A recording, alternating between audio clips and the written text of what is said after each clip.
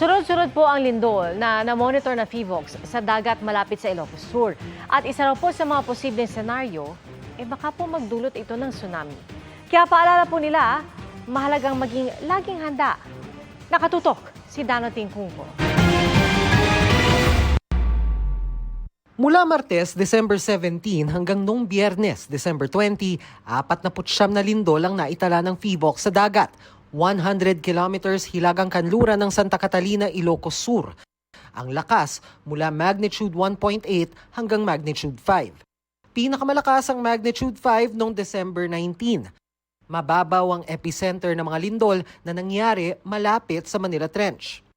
Sa December 19 to 20, histogram ng PHIVOLCS, nasa 63 quakes ang naitala sa parehong lugar. Madalang na mga namomonitor na pagyanig doon mula kahapon hanggang alas 6 kaninang umaga. Pero hindi natin ma-assure na once na bumaba na yung events, totally hindi na magkakaroon ng malaki nga or hindi na siya magsusunod-sunod na magkaroon ulit na madami.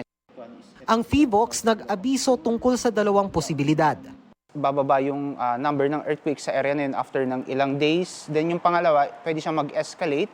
Then and mag-produce na mas malaking earthquake na probably mag-create ng tsunami.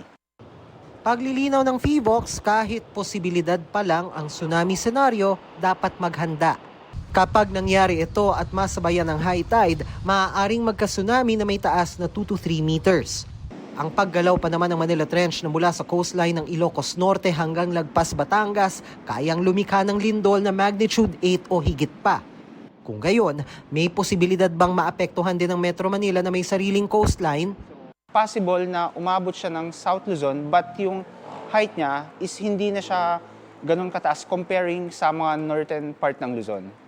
Ang Santa Catalina LGU nakamonitor sa kanila mga baybayin.